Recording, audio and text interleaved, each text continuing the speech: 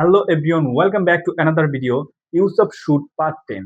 আমরা প্রিভিয়াস ক্লাসে শিখেছি ইউজ অফ শুডের পার্ট 9 এর স্ট্রাকচার দিয়ে কিভাবে পাস্ট সিচুয়েশনে কারো কিছু থাকা উচিত ছিল বা কারো কোনো অবস্থায় থাকা উচিত ছিল এটা ইংলিশে কিভাবে এক্সপ্রেস করতে হয়। আজকের ভিডিওটি হচ্ছে সেই ধারাবাহিকতার নেক্সট স্টেপ।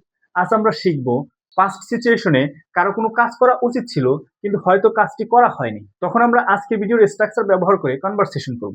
আপনি যদি ইউজ অফ শুটের পার্ট 9 এর ক্লাস দেখে থাকেন তাহলে আজকের লেসন আপনি খুব সহজেই বুঝতে পারবেন, আর না দেখে থাকলে পরে অবশ্যই পার্ট 9 দেখে নেবেন। চলুন তাহলে শুরু করি আজকের ভিডিও। দেখেন, আমার হোয়াইট বোর্ডে কিছু বাংলা বাক্য লেখা আছে। আজকে ভিডিওতে আমরা শিখব এই সকল বাক্য কিভাবে ইংলিশে স্মার্টলি অ্যান্ড ফ্লুয়েন্টলি বলতে হয়। দেখেন, বাক্যগুলো হচ্ছে: তোমার আগে বলা উচিত ছিল, তার সময় মতো আসা উচিত ছিল, আমাদের সত্য বলা উচিত ছিল, তোমার তাকে সাহায্য করা উচিত ছিল। এই ধরনের কথাগুলো ইংলিশে সহজ ও ন্যাচারাল ওয়েতে বলতে আমরা আজকে ভিডিওর স্ট্রাকচার ব্যবহার করব। তাই আজকে ভিডিওতে আপনি শিখবেন কিভাবে পাস্ট অ্যাকশন নিয়ে অ্যাডভাইস, এক্সপেকটেশন বা রিগ্রেট ইংলিশে এক্সপ্রেস করতে হয়। সো ভিডিওটা মনোযোগ দিয়ে শেষ পর্যন্ত দেখুন, কারণ আজকে ভিডিওর স্ট্রাকচারটি যদি ভালোভাবে বোঝেন আপনি কারো কোনো কাজ করা উচিত ছিল এই কথাটা খুব সহজ এবং সুন্দরভাবে ইংলিশে বলতে পারবেন। So let's get started. এই হচ্ছে তাহলে আমাদের আজকের ভিডিওর সুপার ইউজফুল স্ট্রাকচার। আজকে ভিডিওতে আমরা শিখব ইউজ অফ শুড 10 ক্লাসের স্ট্রাকচার দিয়ে কিভাবে স্মার্টলি ইংলিশে কথা বলতে হবে। তো চলুন প্রথমে আমরা আজকে ভিডিওর স্ট্রাকচারটা সহজ ভাষায় বুঝে নেই। দেখেন, স্ট্রাকচারটা হচ্ছে কি: subject plus should have plus PB third. দেখেন, পিবি থার্ড অর্থ হচ্ছে প্রিন্সিপাল ভার্বের থার্ড ফর্ম, মানে পাস্ট পার্টিসিপল, যে ভার্বটিকে আমরা ভি3 নামে চিনি। দেখেন, এই স্ট্রাকচারটা আমরা কোন সিচুয়েশনে ইউজ করে কনভারসেশন করব সেটা যদি বোঝেন তাহলে আপনি খুব সহজেই আপনার রিয়েল লাইফে এই স্ট্রাকচার ইউজ করে কনভারসেশন করতে পারবেন।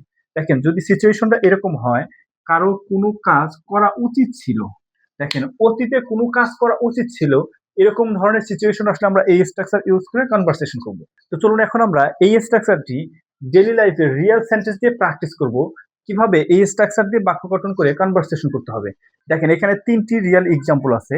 আমরা এই রিয়েল এক্সাম্পল গুলোর মাধ্যমে বুঝবো কিভাবে বাক্য গঠন হয়।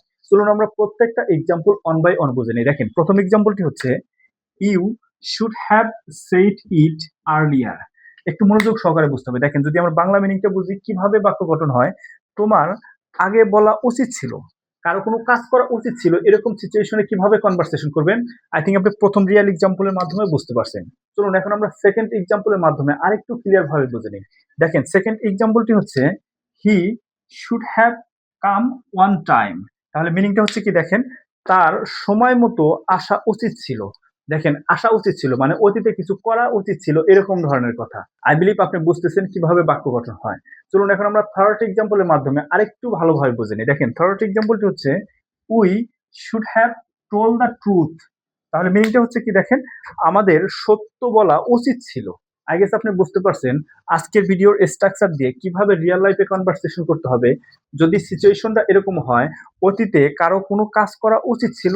তো এই ছিল তাহলে আমাদের আজকে ভিডিওর একটি সুপার ইউজফুল স্ট্রাকচার। আপনি আজকে ভিডিওর মাধ্যমে শিখলেন পাস্ট সিচুয়েশনে কারো কোনো কাজ করা উচিত ছিল, এরকম ধরনের কথা কিভাবে বলবেন। এখন আপনি আপনার রিয়েল সিচুয়েশন থেকে আরো কিছু বাক্য তৈরি করে এই সিচুয়েশনের এই স্ট্রাকচারের মাধ্যমে ইংলিশে কনভার্ট করে প্র্যাকটিস করুন। মনে রাখবেন, যত বেশি রিয়েল লাইফ সেন্টেন্স দিয়ে প্র্যাকটিস করবেন আপনার ইংলিশে কথা বলার ধরন তত বেশি ন্যাচারাল হবে।